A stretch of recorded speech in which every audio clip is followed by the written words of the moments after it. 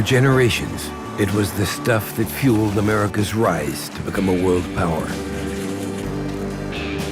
Coal, much of it mined in central Appalachia, in the state of West Virginia.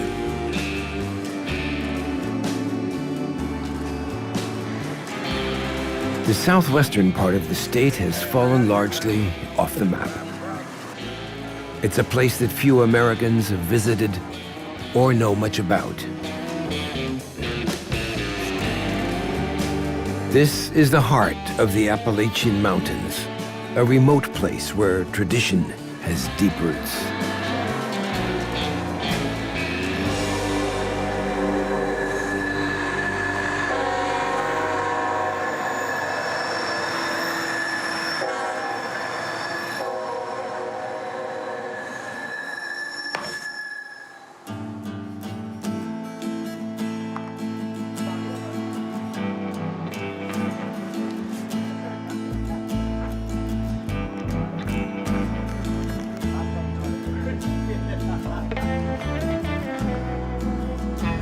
Long the economic bedrock of the region, today coal is an embattled industry. These are the heroes of West Virginian myth, the proud, tough men who keep coal's black heart beating.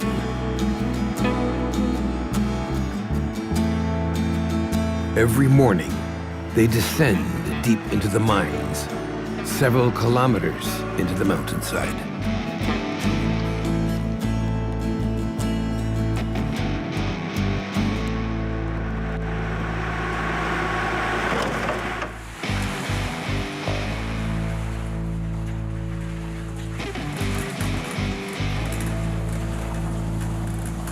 The tunnels in the Salian mine are barely a meter high.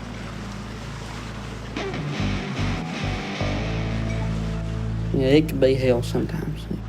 I pray every morning before I go underground, I do. Just Lord, bring me back home to my family safe and keep all my working colleagues, keep them safe. Let's get this shift done. Let's just make it out safe. For 3 years now, Scott Lockhart has won the black hard hat of experienced miners, like his father and grandfather before him. I knew I was going to be a coal miner when I was in high school. Coal miner, that's all I could be. I wasn't smart in school. I barely did graduate high school, so I couldn't go to college. So now here I am, here underground. Crawling all day long for 10 hours a day. My knees, your knees get scarred up, get tough. When I first started now, oh man, it like to kill me. My knees have blisters on them, sore all the time. No back pain, not yet. I ain't saying I ain't gonna have back pain, knee problems, and hand problems down the future.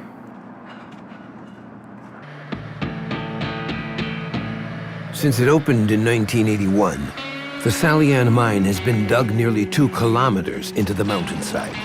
It supplies valuable metallurgical coal, West Virginia's black gold, to the steel industry. Accidents can happen anytime. Yeah, you get scared. Who wouldn't? But my fear.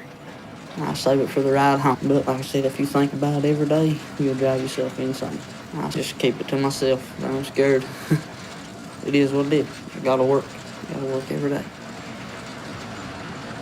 If we don't run coal, we won't have no jobs.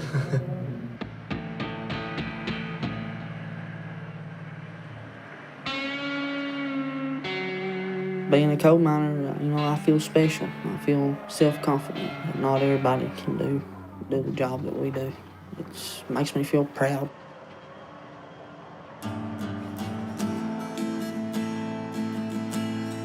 Scott's older brother, Steven, has been a miner for 15 years. You know, we watch each other's backs, you know, try to help each other as much as we can.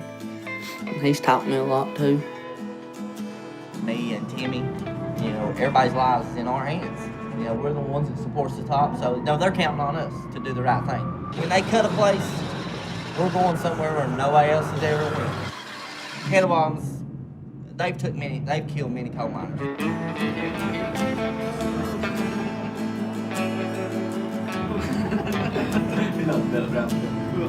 We don't shut down for dinner. Sometimes we'll bring a sandwich, but mostly just grab a cake and a pop during a 10-minute break and keep it moving. I take a half lunch back home. It don't bother me no more. I'm just immune to it. The production cannot stop. Absolutely can't stop. If I feel tired or sick, yeah, I take a 5-minute, 10-minute break. And from what I hear they had like a dinner hole. All the men would get together a certain time throughout the day. That's pretty cool to think of, but it's nothing I've ever seen. These companies that's trying to do away with the union, and people like us, the younger generation, we're going to do what it takes to survive. That's being in the union is the last of my worries. I've got to work, so I'm not really worried about the union or nothing like that. I just want to go to work every day and go home. Sit down, 6 pounds over. Yep.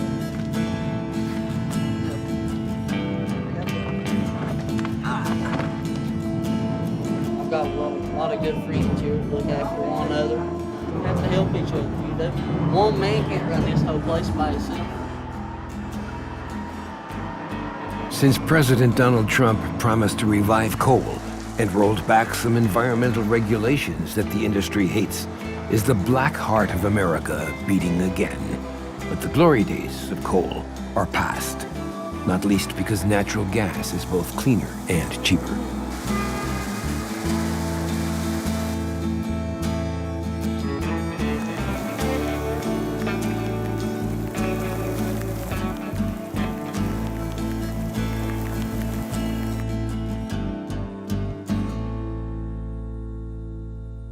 Above ground, much of West Virginia is still untamed nature.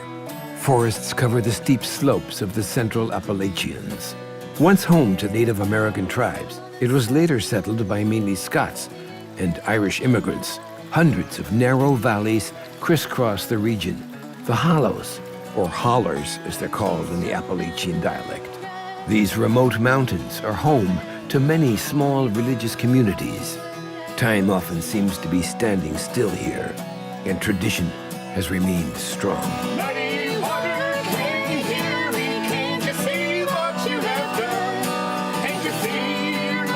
West Virginia is also the world of bluegrass and mountain music.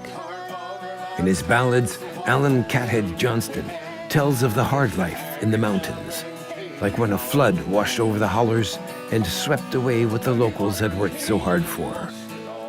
With his daughter, Stacy Grubb, and former miner Charlie Davis, Johnson recorded his song, Muddy Water, which became a local hit. Some people blame the coal mine and the timber industry, and they called it the 100-year flood. Lightning flashed about, and the ground. Now, how many times have I sung that song up against the word? What are you laughing at? Tell me and I can still laugh about it.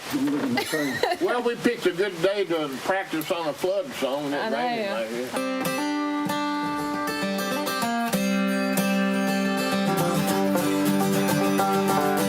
Some people call me hillbilly.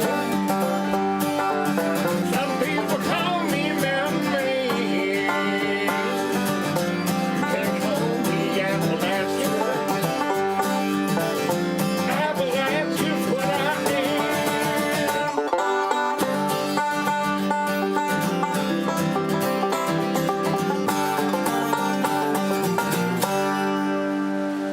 Mountain music to me is a story in every song.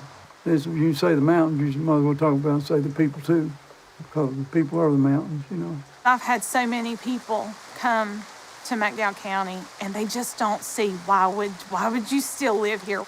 If God had let me pick where I was going to be born at, I'd have picked right here in this holler.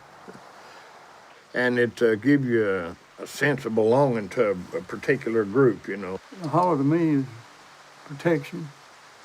The families and their hardships, and you try to share life with them. As an 11-year-old kid, our house burnt down. And, you know, we lost everything. We didn't have a whole lot. We lived in a trailer. It was gone in minutes, you know. And that night, just a few hours later, you know, we had warm beds that we were sleeping in. I was given over $5,000 in cash money because my house burnt down. Just people come together. I'd be walking down the street and somebody'd say, "Come here, how you been doing?" You know, and I'd shake, and they'd stick their hand out for me to shake hands with them. And when I shook hands with them, they'd put something in my hand, you know, and then they'd pat me on the back and say, "God bless you," and just keep going. But when they walked off, I'd look down and there'd be a $100 bill because they knew my house burnt down. And that's the kind of people live around here.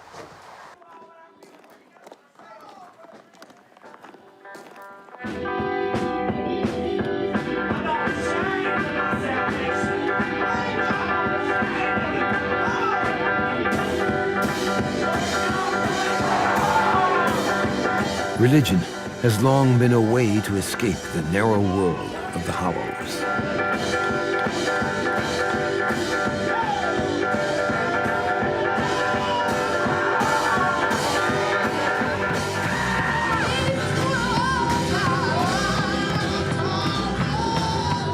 The Pentecostal Church, called House of Lord Jesus, still practices a form of worship that is officially banned by law outside West Virginia.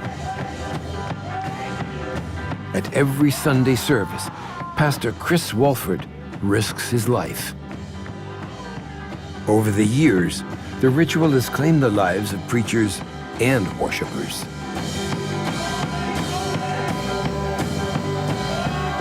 We got a timber rattler, then we got a couple copperheads, and then we got a eastern diamondback. It's in chapter 9 in Luke. I'll give you power to tread upon scorpions and serpents. It ain't a challenge, it's just a commandment. There's a scripture that says, perfect love casts out fear.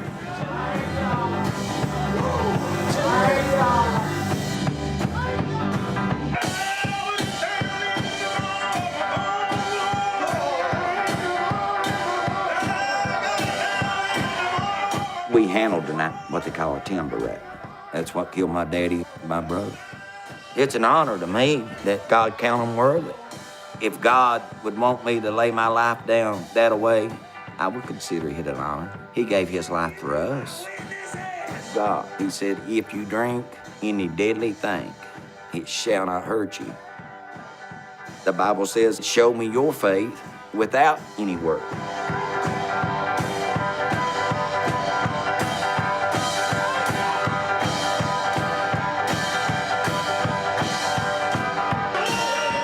I don't understand why we're persecuted so bad. Why put us down and call us ignorant and stupid because we're willing to die for what we believe in. And we won't force it on nobody.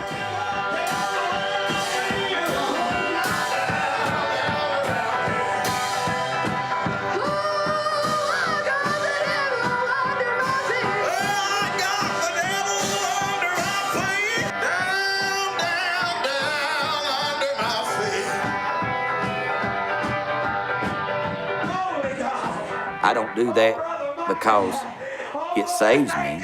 I do that because I am saved.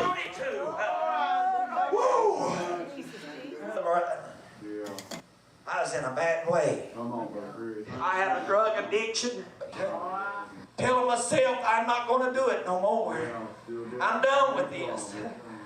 But as soon as I'd get a few dollars in my pocket, I was back, bro. Because they say the monkey, it ain't the monkey, it's the devil. He began to whisper in my ear, just go get you just a little bit. Just go get you a little bit. And brother, but one night, I come to an old church house. And I felt Jesus begin to deal with my heart. Oh God, he began to knock and my heart began to break. Oh, and I began to weep and I got down and I reached out and I got him by the heel. I began to cry out. My heart was so broke, all I could say is forgive me. But when I rose up from that altar, I was a new man. That addiction, Brother Micah, it was no longer there. I was clean. Yeah, all right.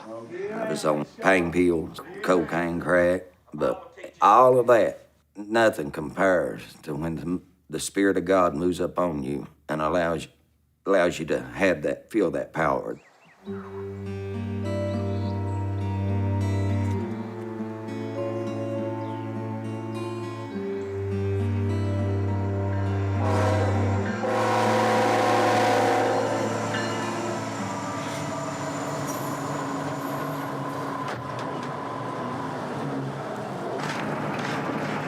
I heard that one of my good friends had got hurt. He got badly injured, had bad head trauma. He got struck in the head with a piece of equipment. 7 men get killed this year. Most of those men had 15, 20 years experience. They was not a red hat. They was all black hats. They knew what they was doing. You can get confused in the coal mine. You do it 10.5 hours a day, 6 days a week. There's always that one time, but can't think about it.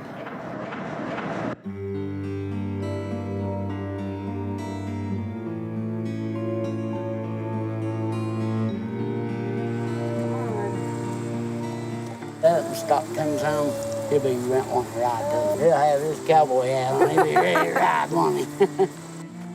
Caitlin Lockhart has been married to Scott for 3 years.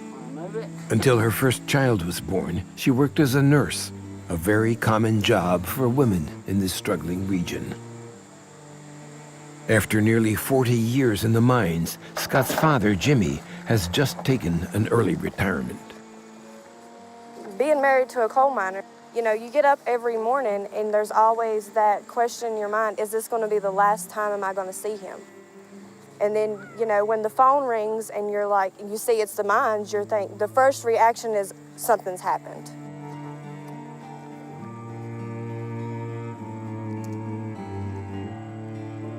I knew beforehand because my dad was a previous coal miner and he got crushed in the mines and he doesn't work anymore because he can't. If I wouldn't have married Scott, I would probably still have been with a coal miner. I mean, I know that sounds crazy, but, you know, that's all that there is around here. It's either you're a doctor or you're a coal miner. And, I mean, there's a few far in between, like McDonald's and stuff, but, you know, you can't live off that.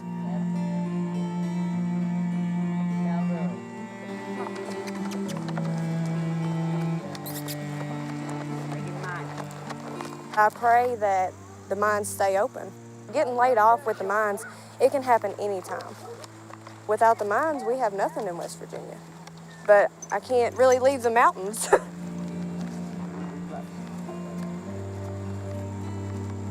I would never change my life. No amount of money would change the way we are right here. Only thing that would change, we might could get closer together. This is the way I want to finish out right here. I love my life, just the way it is. Jimmy worked in the coal mines for 39 years, and I honor him for that because that's a hard job to work that long. And he's been diagnosed with black lung. They told us that it was critical. It wasn't stage 1 or stage 2. And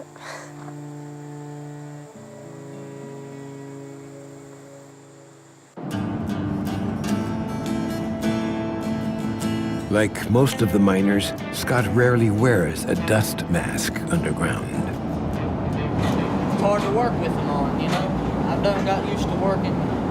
I ain't wore one since I've been in a coal mine. My father, he always told me I should wear one.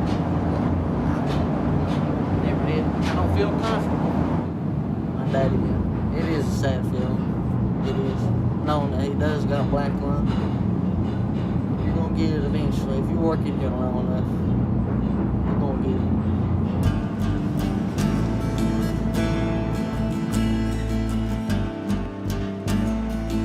I thank God every day I get outside. I thank the Lord above for another safe day.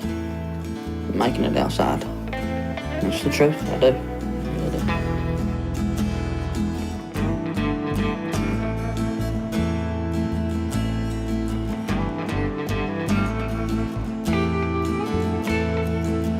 black lung is.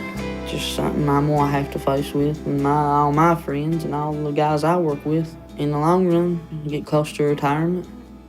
Might not make it to age 62 in a couple months.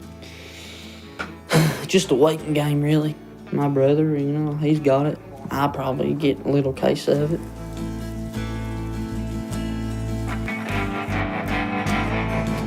It does. You can tell a difference in breathing. You can. You can tell a difference sometimes in certain activities that you do, like hunting, anything, ginsenging. You feel a difference. You can.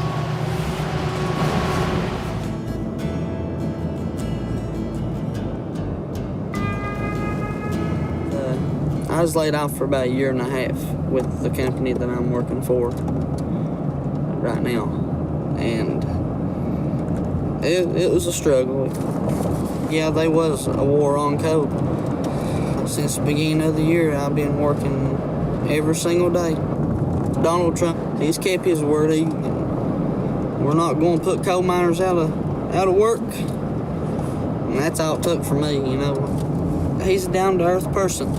The people person, He's like one of those guys you can walk in a bar and just have a beer with him and sit down and talk all day long. He's just plain Jane. He's American, I like the fact that he's loud and he gets rude about some things and he steps up. He ain't gonna let all these other people step on his back, I don't know why they criticize him for it. I don't really know much about it. I work 6 days a week, 10.5 hours a day. I spend more time underground than I do with my own family. I don't have time to watch social media and even TV, so I don't really know what's going on out in the world. I don't know. And the wintertime is a coal miner's nightmare. Whenever your shift starts, it's dark. You come outside, it's dark. Sunday's the only time you get to enjoy sunshine if the sun's shining. But winter sucks.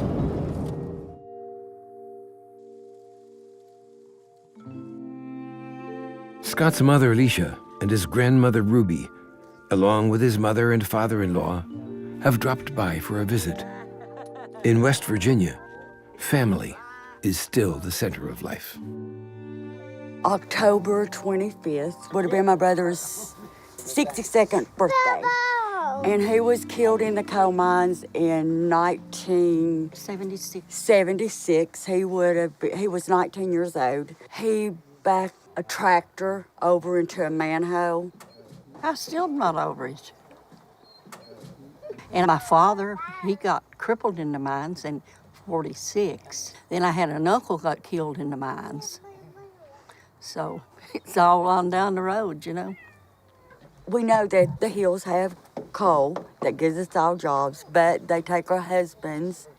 When I would see Steven and Scott in their mining clothes, I'd cry. It just really hurt me, they went in the mines.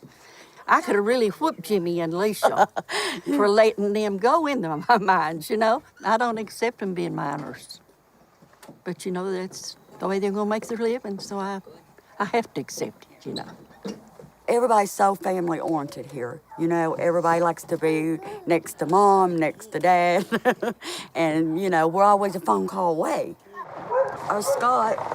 Counting the time he spends commuting, Scott works about a 70-hour week. His earnings, $5,000 a month. If Kinsley decides to ever marry a coal miner, I believe I would have to tell her that is going to be one of the hardest decisions she'll have to make. There you go. You love Daddy, don't you? You patting his face, now look at your hands, how dirty. Take a bath. My family, they give me a lot. I couldn't ever replace it. Dark as a dungeon and deep as a dew, where the danger's dangerous, double or few, where the rain never falls and the sun never shines. Dark as a dungeon way down in the mine. I traveled about 6 hours away. I went to work in the big mines. Then I come back here. It's the fact of leaving home, I like home. I have never traveled the world or got on an airplane, none of that. Don't feel any need to travel. Well, you know for sure. Being a coal miner, you know, I feel special. You're deep inside a dark hole, and your coal's going all across the world, and you're helping build bridges, build buildings, skyscrapers. It ain't for everybody.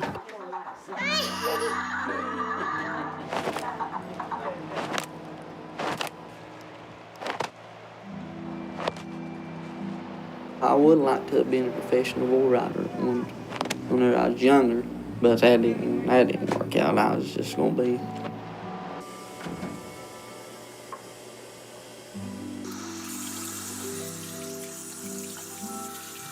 The accident that happened with my friend, I really don't like talking much about it. I just try to keep that off my mind. Not even try to talk about it to nobody, you know. Father, mom, wife, not even with Caitlin, I don't even talk. Just leave it to myself. I think about it, don't get me wrong. It's hard not to, you know, when you get a friend seriously injured. It only takes a split second and you can be dead. It don't take long. It don't. And then you think of death. What could really happen, you know? Could this have been me? This could have been me. You know, so you just try to block it out. Coal has claimed thousands of lives here. A single disaster in 1907 killed 361 miners. Until the 50s, families lived in company towns. Workers were paid in scrip that was only good in company stores. Strikes were violently put down. Today, miners know that joining a union means risking their job. The scarred landscape of West Virginia. Since the 90s, over 600 mountains have been ravaged by blast mining. It's cheaper and requires fewer workers. The rubble, often toxic, piles up in the valleys and contaminates streams, rivers, and groundwater. This place has been mined to death. In order for them to continue the mining here, they'll have to depopulate our communities. And they've done it before. They've done it a lot. Maria Gunnoe has lived her entire life in these mountains. The Cherokee native is fighting against the devastating blast mining. The communities here are lawless, and it's sort of the end of nowhere. The mine company buy up people's homes, and eventually they tear down those homes. They poison the water. The air is laden with coal dust and chemicals from the blasting. They make life here impossible. So people are willing to sell out. They want to get out. For the people that refuse to sell, their home all of a sudden is in the middle of a mining operations. And the coal companies will look at you and say, you'll wish you sold. And I've been told that. Yeah, they put me through hell, but I still don't take their buyout. There's more than 40 communities now across the southern part of the state that are no longer existing communities. They're gone. The coal industry, they gate mountain people out of their mountains. If this is really about jobs, what about we just turn the dozers around and fix what we've tore up? That's another 100 years worth of employment. It's not about jobs, it's about profit. The coal companies and the Department of Environmental Protection work together, and the politicians benefit from it through many ways. Campaign contributions, perks here and there.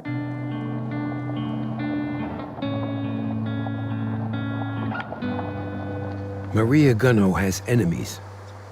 She had to fortify her property since she won a lawsuit against the polluters. 14 years ago, her home was nearly destroyed by a flash flood. A growing problem as the coal companies stripped the land. A large part of her property was buried in toxic sludge. Over the years, I've been threatened. People threatened to burn my house. They've been threatened. People threatened to kill me. They've done things to my children. My daughter was mooned by full-grown men when she was 12 years old. They've killed our dogs. Well, they was angry because their bosses told them that it was my fault that they were going to lose their jobs, and there's no truth to that. I was testifying to stop an illegal permit. Water and air is absolutely more important than a paycheck. I've had 9mm put right to my nose. I have had to shoot above people's heads, yes, to put them off of my property. And this was what I slept with, right there on my swing. It was fully loaded. As safety was on. I had one in the chamber. It was ready to fire.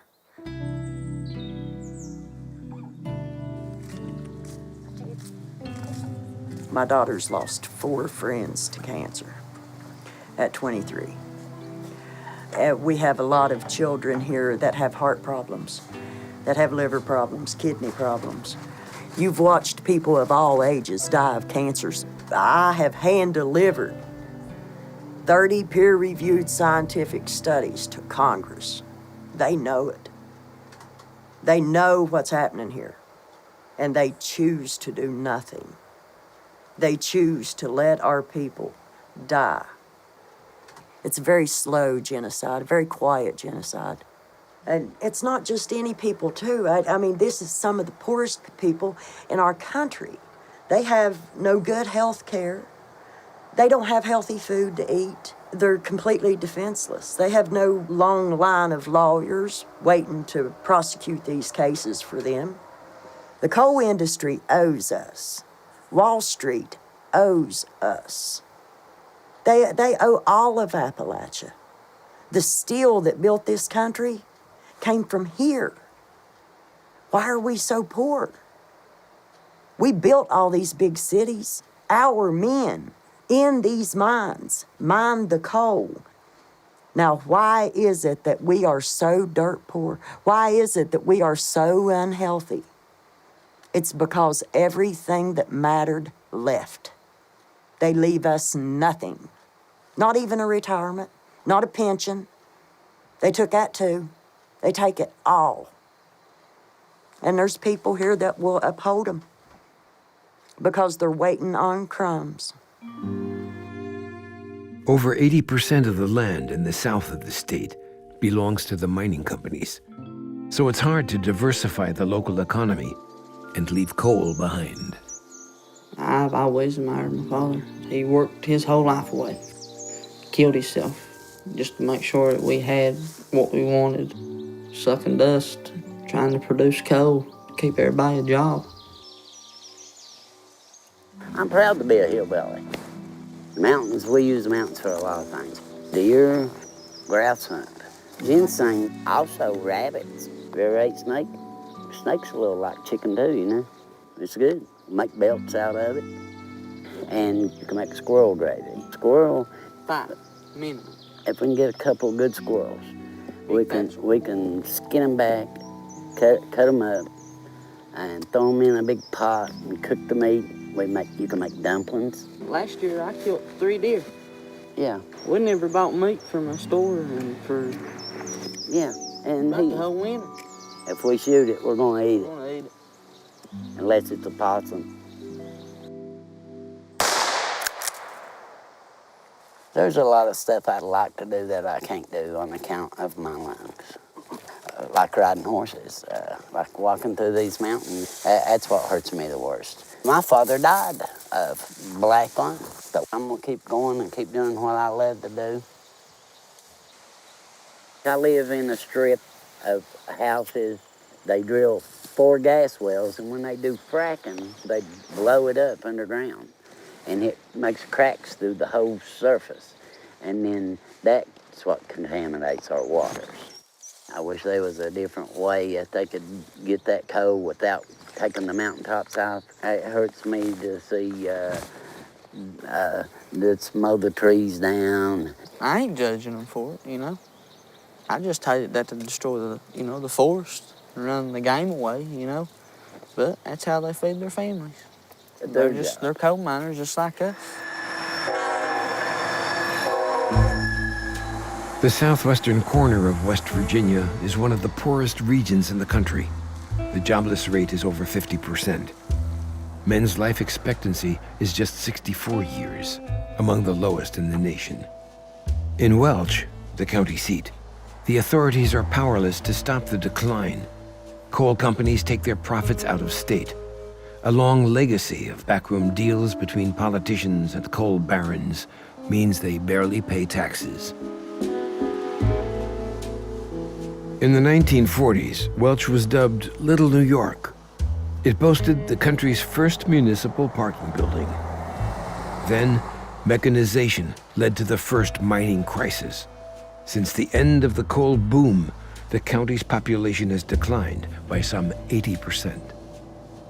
Many of those who remain try to escape the dreary reality. McDowell County is an epicenter of the country's opioid epidemic. It began when pharmaceutical companies pushed the highly addictive pain medication OxyContin legally and on prescription. Two houses there, respond to animals for domestic. Both parties separated, no weapons. Just coming back to the office. Sheriff Martin West has joined county administrators to file a lawsuit against major pharmaceutical manufacturers and distributors. West Virginia, McDowell County is in a survival mode now. We've gone into houses in a situation where there's no food, no heat, nothing done to clean the house. Kids sleep on chairs, cigarette smoke constantly being breathed upon them. It's just like animals living out in the wild. Children are living without parents because parents are in jail. Sometimes they're overdosed and dead. About every family in this county's been affected by someone in their family with a drug problem. And it affects the middle, the higher up, and the lower class. This lawsuit will be going on for several years, but it doesn't stop the people from dying until we get a judgment against these pharmaceutical companies.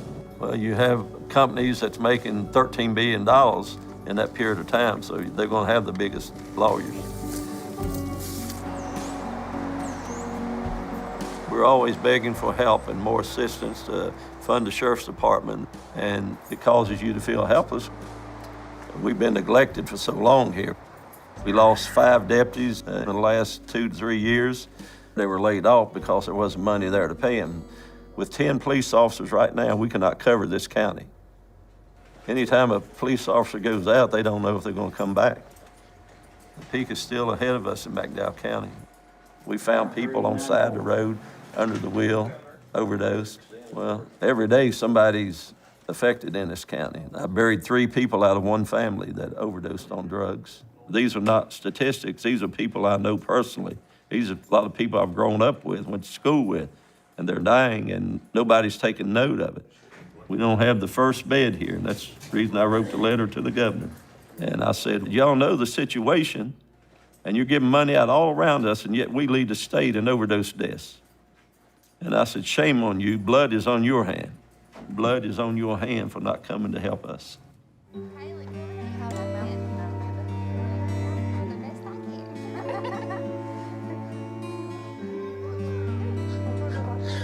Every holiday is an occasion to celebrate family. It's hard to have a large family because you're always helping one and then you turn around and you're helping the other one. But I love it. It's wonderful. Helping and cooking for my grandkids on Sunday and my kids. That's Southern West Virginia. And I know the only way for my kids to make a living and stay at home where they want to live was for Trump to become president because he supported Coe. Trump wants people to work hard and work for what they have, and we do believe in work. Nothing's give to you. We don't believe in handouts. It's a strong back and a hard hand around here. That's what we believe in. And Trump's a hard worker. Look where he's got, you know. Well, she was wealthy to begin with, but he wouldn't be where he is if he sat on his butt, you know, basically. Kids. Trump is really not a politician, and he didn't have no support, so he owes nobody nothing.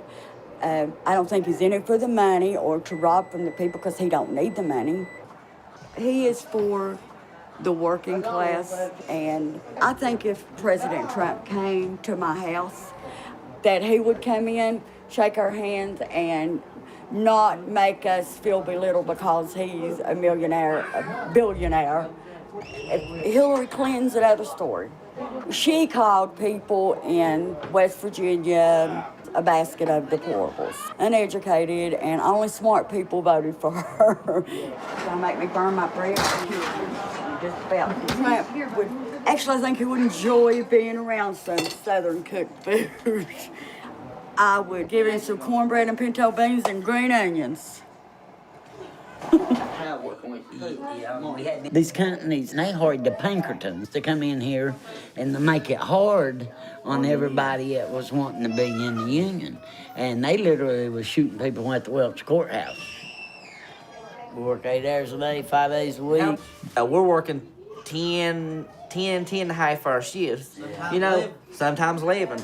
You really don't believe the toll that extra hour underground takes on. It looks good on a payday, it does. It's not exactly what I wanted for my kids to be coal miners. That's the roughest working place you could ever work. All the water, all the mud, all the dust. It was hell. Scott runs a scoop, very low coal. Just running over a rock in the mines can kill you, can smash you into the top. My brother used to own this little store down here. I wish I would have bought that store. That way I could have had Steven and Scott could have worked there. They could have had a better life right there. So that's the only regret I ever had. All right, we got some more houses to go to right here.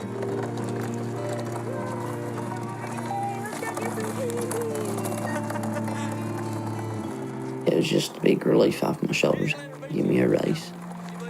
I felt like I made it in life. I'm starting to do good for myself. I didn't have no other dream. I feel strong what I'm doing. Just a regular old West Virginia coal miner is what I am. That's what I'm gonna be till the day I die.